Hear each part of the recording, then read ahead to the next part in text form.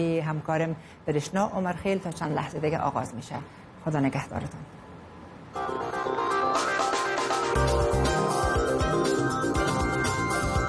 د آشنا تلویزیون د نن ماښام د مهمو خبرونو سرټکی. په کندوز کې د ملکی وګړو د مرګ ژوبلې د وروستۍ پیښې د څېړلو لپاره یو حکومتي پلاوی دغه ولایت ته تللی. په دې اړه به وروستي جزئیات درته وړاندې شي. د متحده ایالاتو د جمهوریت ریاست سیالو کاندیدانو د کمپاین په وروستیو شیبو کې خپل پاملرنه مهمو ایالتونو ته اړولې ده. او افغان سرتیری د مرګ او ژوند ترمنځ د افغانستان په دودیزه ټولنه کې د افغان سرتیری ستونزې د کار په ډګر کې کورنۍ او ټولنه کې در سره شریکو.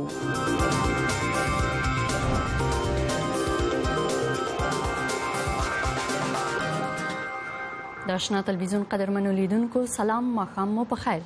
د افغانستان د دفاع وزارت او ناتو وایي چې په کندوز کې ځکه ملکی وګړو ته مرګ ژوبله واوښته چې طالبانو د خلکو د کورونو نه د سپر په توګه کار اخیسته. استرالیا کې د کډوالو په ضد او ملاتړ مظاهرې وشوې. د نن شنبې په خپرونه کې د افغانستان او نړۍ په هکله خبرونه، شننې او مرکې لرو او هیله ده تر پایه پورې موږ سره پاتې شئ. زه برېښنا عمرخیله یم. لومړی خبر راخلم. د ملي دفاع وزارت او په افغانستان کې د قاطع ملاتړ ماموریت وایي چې په کندوز کې د نومبر په 3 ملکی وګړو ته په هوایي بمباریو کې هغه مهال مرګ ژوبله واوښته چې طالبانو په یو کور کې غونډه درلوده او د ملکی وګړو له کورونو نه د سپر په توګه کار اخیسته.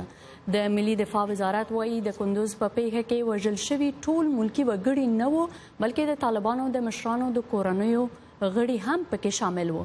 دغه چارواکو ویلي دي چې هوایي بمباري د طالبانو د نظامی کمیسیون د مشر ملا ضیاء الرحمن متقي په کور باندې شوې ده. دفاع وزارت وایي د طالبانو مشران د کندوز د بوزکنداري په سیمه کې راغونډ شوي وو او غوښتل یې چې په کندوز ښار باندې بیا برید وکړي. دا وزارت وایي د ملي اردو ځانګړو قطعو په دغه کور برید وکړ او د طالبانو د ملا متقي په ګډون 15 مشران او 10 تنه نورې ووژل. د دفاع وزارت ویان جنرال دولت وزیري خبريالانو ته ویل په وژل شویو ملکی وګړو کې د ملا متقي د کورنۍ و غړي هم شامل دي. دقیق شمیرې لپاره د هیئت امنیت لپاره ټاکل شوی دی چې هلته لاړ شي. دقیق شمیرې معلومه کړي څومره کسان دي د مخالفینو د فامیلونو څخه دي او څومره کسان ملکی بیګناه نور کسان دي. د مخالفینو فامیلونو هم زموږ لپاره بیګناه دي، ځکه هغه هم د افغانستان خلک دي، موږ ور باندې متاسف یو. خو د دې لپاره هیئت ټاکل شوی دی. دوی خو اوس چې مخکې اعلان کړی چې 33 نفره ښیي چې ملکی کسان وژل شوي دي او په دې کې 12 کوچنیان دي، خو موږ دغه شمیره نه تاییدو. د ناتو په مشرۍ د قاطع ملاتړ د ماموریت ویان چارلز کلیولند په کندوز کې د دې هوایي برید په اړه چې د نړیوالو ځواکونو لخوا ترسره شوی ویل چې د دغو ملکی تلفاتو لامل طالبان دي. د دې پیښې پلټنې به وشي. د افغانستان حکومت د قاطع ملاتړ ماموریت او د امریکا متحده ایالات به په ګډه د دې پیښې حقیقت پیدا کړي. د ولسمشر غنی ویان هارون چغانسوري بیا ویل چې د کندوز د پیښې د څېړنې لپاره پلاوی لیږل شوی او د دې پیښې لاملینو سره به قانوني چلند وشي او مجازات بشي. د کندوز سیمه ییز چارواکي وایي په دې ولایت کې د ملکی مرګ ژوبلې د وروستۍ پیښې د څرنګوالي د معلومولو لپاره چې 11 ملکی پکې وژل شوي یو پلاوی نن شنبې د ولایت ته رسېدلی. په دې اړه به نور معلومات د کندوز د مدني فعال محمد رفیق کاکړ نه واخلو چې د کابل له استودیو نه په خپرونه کې مل دی. کاکړ صاحب سلامونه او خپرونې ته هم ښه راغلاست. نن د قاطع ماموریت قومندان ویل چې بمباري نړیوالو ځواکونو کړې ده او د هغه په قول طالبان د دغو ملکی تلفاتو لامل شوي دي. ستاسو معلومات څه دی؟ مننه عمرخیل صاحب. در سلامت کې سلام تاسو ته، تاسو تخنیکی همکاران او همدارنګه د آشنا تلویزیون خبرو لیدونکو ته هم یو ځانګړی سلام. خدای وکړي چې ټول روغ جوړ صحت سلامت اوسئ. عمرخیل صاحب مننه. اصل د کوم راپورونو چې موږ ګورو د رسنیو طریقې نه د تعقیبوو هغه په دې اړه چې په کندوز کې چې کوم هوایي بریدونه شوي دي د بوزي کندهاري په سیمه کې هلته 2 نفر طالبان وژل شوي دي 2 یا 3 نفر طالبان هغه چې دوی دولت دا ادعا کوي چې هلته د طالبانو مشران نو هلته فقط 3 نفر طالبانو د 3 نفر طالبانو په وجه 18 نفر ضایع کړل د موږ مظلوم ولس بیا متضرر کو تاسو دا معلومات د کوم ځای نه اخیستی چې یوازې 2 طالبان هلته وژل شوي دي؟ نن هم د کندوز د کندوز د ولس سره ما دلته په کابل کې چې دلته کابل ته راغلي وو دغه حادثې دپاره راغلي وو چې د ولسمشر سره دوی نږدې وګوري دلته ما سره تقریبا په ګنټو باندې ما سره په دې باره کې بحث کړی دی او ما دوی نه دقیق معلومات اخیستي دي او دوی ډېر سخت ناامیده ول د حکومت نه چې تاسو وګورئ وایي چې دغه 3 ځل دی چې کندوز له داسې ستر انساني فاجعې سره مخامخ کیږي او مرکزي حکومت هیڅ کومه توجه د ولس ته ونه کړه نو دوی راغلي مرکز ته د جمهور رئیس ویان ویلي چې کندوز ته یې پلاوی لیږلی آیا فکر کوئ چې په جنګي حالاتو کې د داسې پلاوي بشپړ تحقیقات وکړی شي او وړاندیزونه او فیصلې یې د تطبیق وړ وي؟ عمر خیل صاحب تاسو ګورئ چې موږ تاسې تل په سر کتلي دي چې هر ولایت ته که کندوز دی که هلمند دی که جلال آباد دی که بدخشان دی پلاوی ټاکل کېږي ځي متاسفانه پلاوی هم معلومات ټولوي کره معلومات ماسق هغه له ملت سره د ولس سره نه شریک کېږي دا یو نوع د ولس په سرو کې بیا تل په څېر خاورې اچول دي او ولس غولول دي نو حکومت نه باید داسې یو چلن وکړي د خپل ولس سره تاسو وګورئ چې ولس ډېر په سختو شرایطو کې ځي دوی ته وټونه ورکوي دوی ته کمپاین کوي دوی په قدرت رسوي دوی په چوکیو ته حق ته رسوي او دوی بیا چې کله د ولس رایه واخیسته بیا ولس ته دوی شاور ګرځوي نو دا به ناانصافي وي دا به جفا وي د مقابل کې په دغسې جګړو کې واضح خبره ده چې ملکیانو ته ډېر تاوانونه رسیږي تاسو ملکیانو ته او په جنګ کې دخیلو خواو ته څه وړاندیزونه لرئ چې د دغسې تلفاتو مخه څنګه باید ونیول شي؟ زه په طالب ورونو په مخالف ورونو دغه کوم که تاسو په واقعي ډول مسلمانان یاستئ کلمه وایاستئ تاسو خو ځان ته د پیغمبر وارثین خطاب کوئ چې موږ د پیغمبر وارثین یو نو موږ تاسو پیغمبرانو خو په هیڅ وخت کې داسې بېګناه خلک به نه وژل دوی ته به یعنې حداقل په معتاد به دوی مخکې تلل نو تاسو څنګه ځان د پیغمبر وارثین وایي ځان دغو د وارثینو په نوم ساتئ هغو هېڅ وخت داسې کار نه کړی او دوی که تاسې په واقعي ډول مسلمانان یاستئ کلمه وایاستئ نو تاسې د جنګ لاس واخلئ او راسي حکومت خپل طرح وړاندې کوي د حزب اسلامي په شکل باندې او راسي دغه اوسنی حکومت پای ټینګ کوي او د هر څوک چې په افغانستان باندې تعرض کوي یا د اقل مرغل کوي دغه مقابل کې باید یو موټی شو په اتفاق په اتحاد شو او نور کله کې په افغانستان کې جنگ دی نور باید د کندوز د جګړو له امله تقریبا 100,000 کورنۍ بې ځایه شوي دي د دغو کورنیو سره تر اوسه څه ډول مرستې شوي دي یا په لار دي چې مرستې وشي؟ عمر خیل صاحب څلور ورځې مخکې هم د مرکز نه کومکونه ولایت ته رسېدلي وي چې هلته کومکونه متاسفانه د والي صاحب د فامیلو د اعضاو ته تقسیم شوي دي همداسې که مرستیال د والي همداسې قمندان امنیه یعنې مطلب په دغه په خپل منځ کې دغه اویا میلیونه کومک وشل شوی دی او هغه مستحقې کورنۍ چې باید هغو ته کومک رسېدلی وای هغو ته به تقسیم شوی هغه نه دي شوي او صرف فقط هلته که والي صاحب دی که نور ارګانونه دي هغه فقط دې ته ناست چې څنګه خپل جیبونه ډکي او څنګه معاملې وکړي او څنګه دوی د ولس په سترګو کې دوی خاورې واچوي تاسو وګورئ چې دغه د تېر ورځې د هوایي برید دوی کولی شي ډېر په اسانه باندې او له لاندې نه هم دوی ته پاس هوایي ځواکونو ته دوی صحیح کوردینات نه ورکوي چې اصل دښمن په کوم ځای کې دی باید دوی کوم ځای بمبارد کړی وای متاسفانه 18 نفر دوی ټپیان کړل او مړه کړل ډېره مننه دا ټول هغه څه دي چې د یو ناسالمې ادارې د یو ناسلم ادارې په رابطه کې چې هلته که والي د قمندان امنیت دی او که هلته امیر د امنیت دی دوی نهایتا بې کفایته دي. تاسې ګورئ چې 3 ځلې دوی د کندوز په رابطه کې دوی هلته شکیل دي. دوی اوس هم خپل وظیفه ته ادامه ورکوي. دوی باید عدلي او قضایي ارګانونو ته باید دوی معرفي شوي وای، دوی باید مجازات شوي وای. متاسفانه چې دوی ځي هلته بیا دوی ادامه ورکوي. مننه کاکړ صاحب، ډېره مننه ستاسو د معلوماتو نه. کور مو ودان. ستاسو په نظر په کندوز کې د ملکي وګړو د وژل کېدو لوی لامل څه و؟ دا په فیسبوک کې زموږ پوښتنه وه او د دې پاڼې یو شمېر مینوالو په دې هکله داسې تبصرې کړي دي. مستقیم خان عابد له خوست نه لیکلي د دولتي چارواکو ترمنځ نه همغږي او ناسم مدیریت د دې پیښې اصلي لامل و. منګل ګردیوال له ننګرهار نه لیکلي دي چې په کندوز او ټول هیواد کې د ملکی تلفاتو یوازینی لامل دا دی چې وسلوال مخالفین له ولسي خلکو څخه د سپر په توګه استفاده کوي او د خلکو له کورنیو څخه په نظامیانو بریدونه کوي چې په غبرګون کې ولسي خلک زیانمن کیږي. قدرمنو لیدونکو، دا ستاسو نظرونه او پیغامونه و چې خپاره شول چې موږ ترې ډیره مننه کوو. د آشنا تلویزیون اوس په فیسبوک کې هم په ژوندۍ بڼه لیدلی شئ. ایله ده زموږ د خپرونو په هکله خپل نظرونه هم شریک کړئ. آشنا تلویزیون په انستاګرام کې هم موندلی شئ. ایله ده غړي شئ چې پکې په زړه پورې انځورونه او معلومات خپاره کیږي. د کابل پوځي اکاډمۍ ګڼ شمېر هغه لیواله ښځې او نجونې روزي چې غواړي د افغانستان په پوځ کې خدمت وکړي، خو د تاوتریخوالي زیاتوالی او د افغانستان محافظه کاره ټولنه د افغان ښځینه پوځیانو راتلونکی غیر یقیني کړی دی. په دې پوځي اکاډمۍ کې اوس شاوخوا 150 ښځې او نجونې په پوځي زده کړو بوختې دي. دوی ویلي چې د خپل هیواد د امن په ټینګښت کې برخه اخلي. د ښځینه پوځیانو په ډله کې یو 21 کلنه سکینه جعفری ده. چی دختر باشه چی بچه باشه. د ښځې او نر د وسلې نه کار اخیستل باید زده وي چې له ځان او کورنۍ نه دفاع وکړي.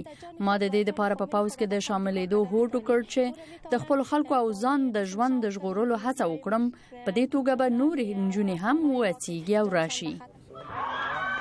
د ملګرو ملتونو په وینا د نړیوالو مرستندویانو او د ښځو د سازمانونو د څو کلنو هڅو سره سره افغانستان لا هم د نړۍ په سطحه د ښځو لپاره بد ځای ګڼل کیږي. د کابل په دې پوځي اکاډمۍ کې ښځینه او نارینه جلا جلا روزل کیږي، خو منصبداران وایي چې روزنیز پروګرام یو ډول دی. آنچه را که برای پرسنل هغه څه چې د نارینه او پرسونل ته ورښول کیږي، ښځینه برخې ته هم عین درسونه، تعلیم او تاکتیکونه، مانور تالاشي ورکول کیږي او دا تاکتیکونه اجرا کوو. ما اجرا میکنیم. د افغانستان د بیا رغونې لپاره د امریکا د سرمفتش د دفتر سیګار په وینا د کلونو پانګونې سره سره په افغان پوځ کې د ښځینه پوځیانو شمیر له 900 څخه ښکته دی، چې دا شمیر د 15,000 ښځینه سرتیرو د درلودلو له هدف څخه خورا ټیټ دی. بلخوا ښځینه سرتیري په پوځ او ټولنه کې له ستونزو سر ټکوي. زمانی که به اردو آمدیم با مشکلات په هغه ټولنه کې چې ژوند کوو دودیزه ده. خلک هغو ښځو ته په بده سترګه ګوري چې له کوره بهر کارونه کوي. بل دا چې په هیواد کې امنیتي ستونزې هم شته. سیګار وایي چې په افغانستان کې د ناتو روزونکو ورته ویلي دي چې د نارینه او خپلوانو مخالفت، د نارینه همکارانو سره ستونزې، ټیټ معاش، کورني مسؤلیتونه، د ترفیع نشتون، د روزنې او امنیت نشټواله او داسې نور د افغان پوځ نه د ښځینه سرتیرو د وتلو عوامل دي. خو د دې ټولو سره سره د کابل په پوځي مرکز کې فعال ښځینه سرتیري هیلهمنې دي چې تر پوځي روزنې وروسته د موجودو ستونزو په وړاندې مقابله وکړي شي. عارف عثمانزوی، د آشنا تلویزیون، واشنگټن.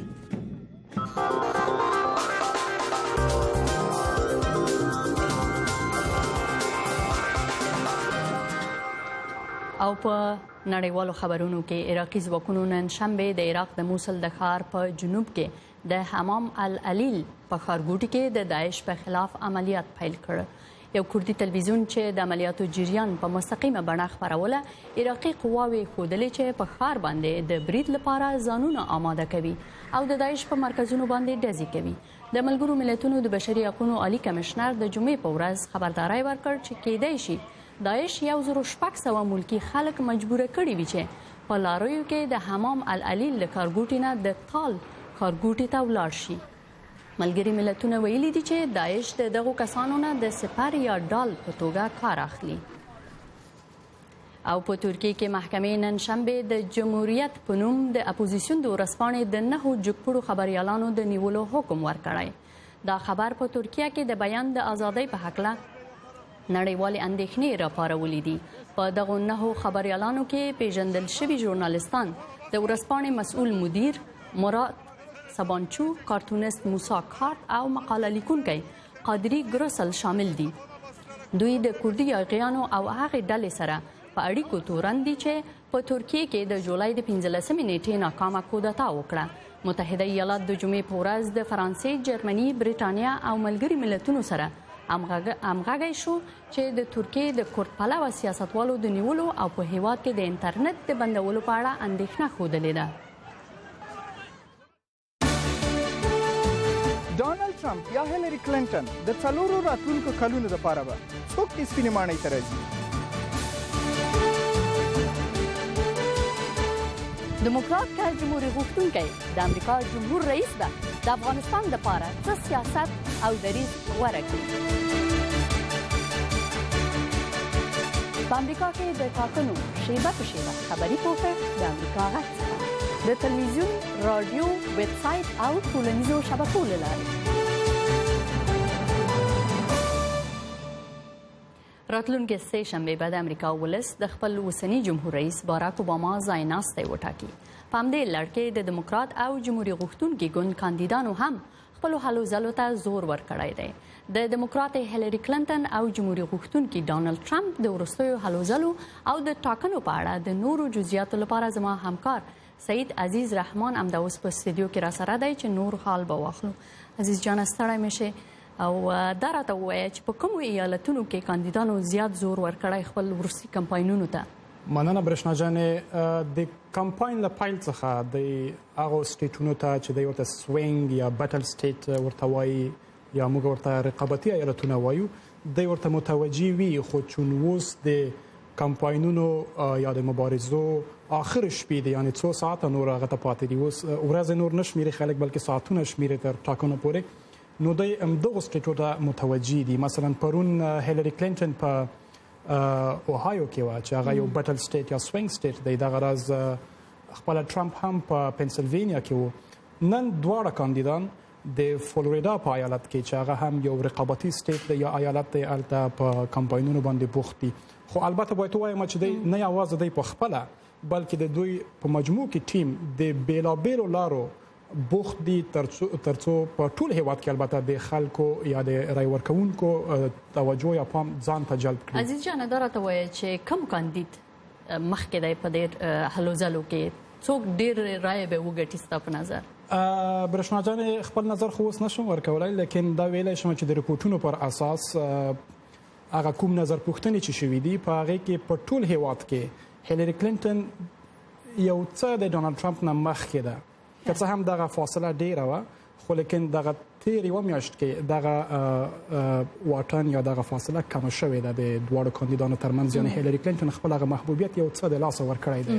یو بله مهمه پوښتنه چې را برسېره کېږي، پرون داسې راپورونه راغله چې ګواکې القاعده شبکه به څه ګډوډي وکړي، څه بریدونه ګواکې وکړي، په دې هکله څه راپورونه دي؟ بله پرون دغسې راپورونه خپاره شول، خو او داسې ویل شوي وو چې ورجینیا ایالت چې موږ تاسو هم پکې ژوند کوو دغه به تر ګواښ لاندې وي د ټاکنې په ورځ یا د ټاکنې په شپه، او د دې ترڅنګ د ټکساس ایالت او د نیویارک ایالت دغه درې ایالتونه دوی ښودلي وو چې ممکن ګواښ تر ګواښ لاندې وي یا ګواښ ورته متوجه وي.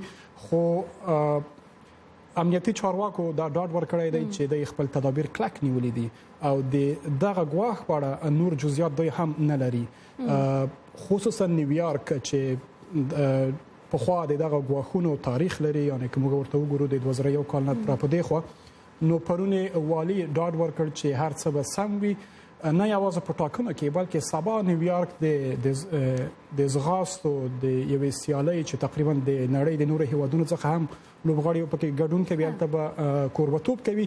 د ډاډ ورکړی دی چې هر څه به سم وي او ګزمې سر د اوسه چالان دي یا روانې دي، امنیتي پرسنل بیخي زیات ښکاري په سړکونو باندې. په هر حال ما د کاندیدانو د وروستیو هلو ځلو او دا چې په ټول هیواد کې دوی پر خپل کمپاینونو باندې بوخت دي او چارواکي هم د مرکزونو د آماده کولو لپاره د ټاکنو لپاره بوخت دي. په دې اړه یو لاند ریپورت ما جوړ کړی دی چې دا به په ګډه سره وګورو. د جمهوریت ریاست په انتخاباتو کې لږ داسې خلک شته چې تر اوسه یې د خپل خوښې کاندید د انتخاب پریکړه به یې نه وي کړې.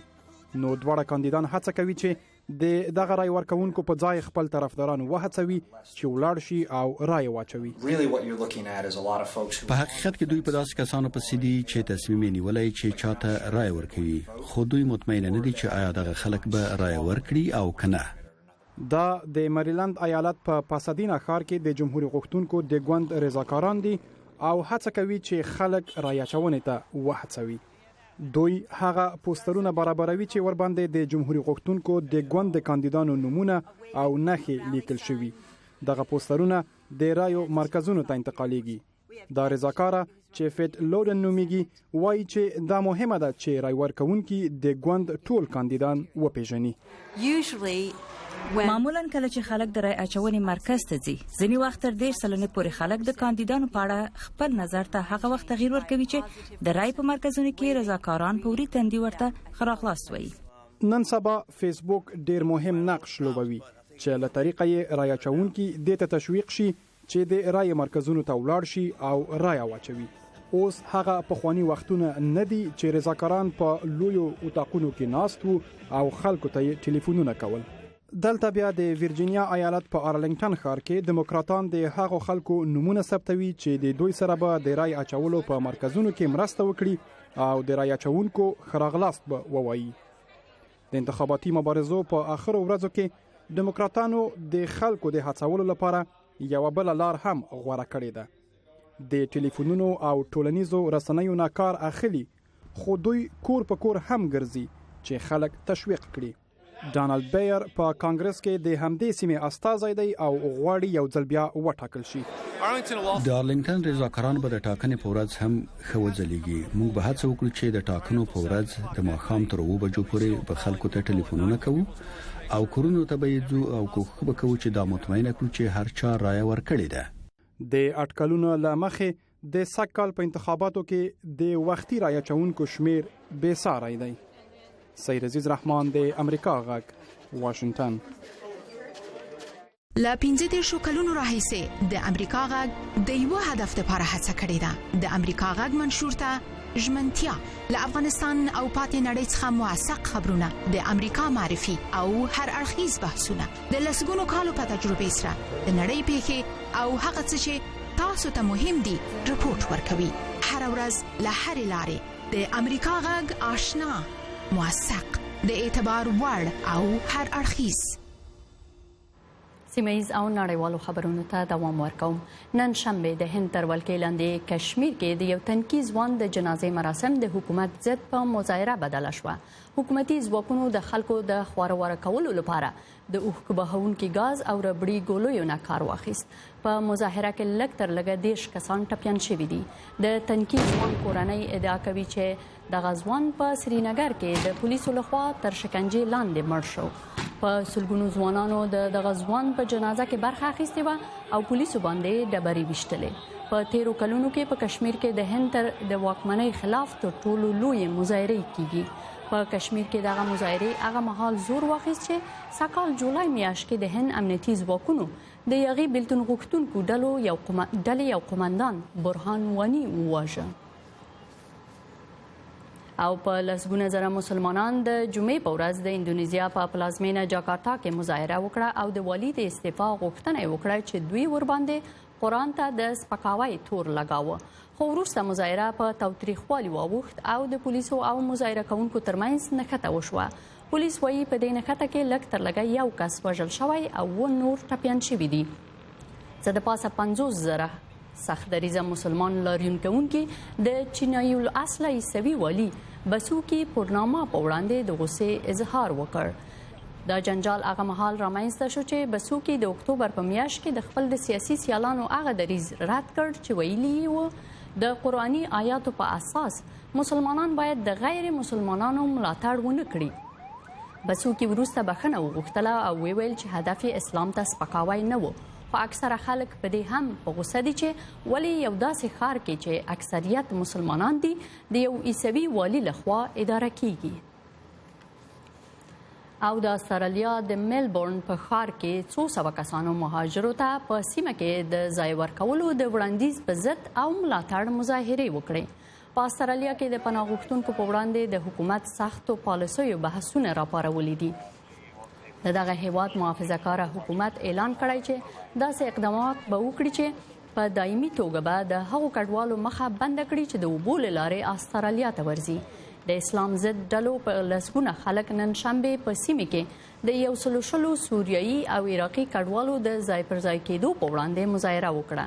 د کډوالو په وړاندې د استرالیا د اوسنۍ تګلارې په حق چې د اوبو له لارې د هیواد ته راغلي کډوال پاپوا نیو ګیني او نارو ټاپوګانو ته ولیږل شي. د استرالیا په پارلمان کې د غړو نظرونه هم ویشل شوي دي.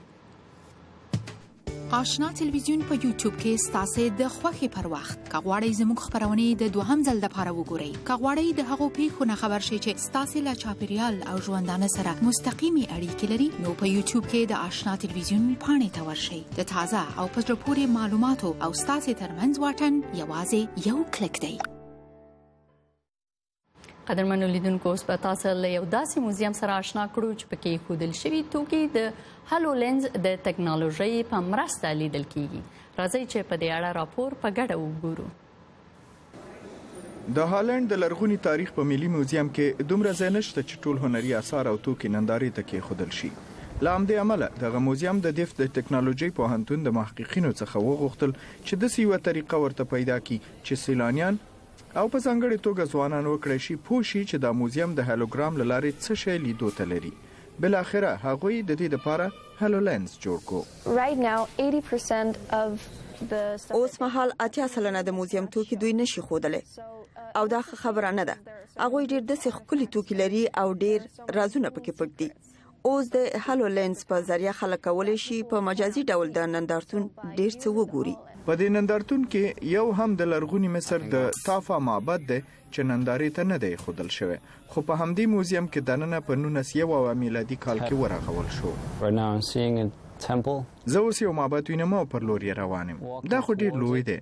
دا په هر اړخ کې شپږ پایې لري. اوس نو د معبد دننه ورننوځم. د هالو لینز د دې زمينه درته مساعده چې د یو مجازي حقیقت پر ځای پوره حقیقت وګورئ. په دې معنی چې تاسو کولای شئ اصلي معبد ووینئ او خپل شاوخوا کې اماغه پخوانی احساس محسوس کړئ او خبرې وکړئ.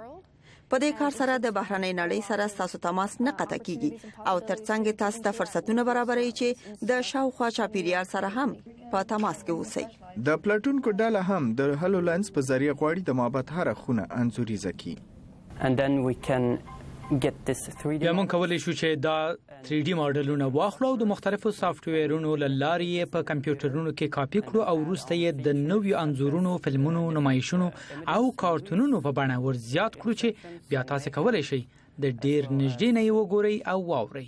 دا پروګرام لا هم د جوړولو په حال کې دی، خو د موزیم مقامات هیلهمند دي چې د هالو لینز دا پروګرام به د نندارو او نمایشونو د تعاملي لارښود په توګه داسې نقش ولوبوي چې عام خلکو ته به ډیر نامعلوم معلومات څرګند کړي. سید سلیمان آشنا، د امریکا غږ آشنا ټلویزیون، واشنگټن. او په دې په زړه پورې راپور سره د آشنا ټلویزیون د نن ماښام خبرونه هم پای ته رسیږي. تاسو د آشنا ټلویزیون خبرونه بیا د امریکا غږ د دري او په پښتو ویب پاڼو او یوټیوب او د آشنا ټلویزیون په فیسبوک پاڼه کې لیدلای شئ او تل د فیسبوک له لارې خپل پوښتنې او نظرونه هم موږ سره شریکولای شئ. د آشنا ټلویزیون د یوټیوب چینل سره یو ځای شئ او د ورځنیو مهمو خبري پیښو ترڅنګ په سلګونه نور په زړه پورې او د کتو وړ کلتوري او ورزشي ویډیوګانې وګورئ. ستاسو د ملتیا نه ډیره زیاته مننه. تر بیا مو څښتن مل.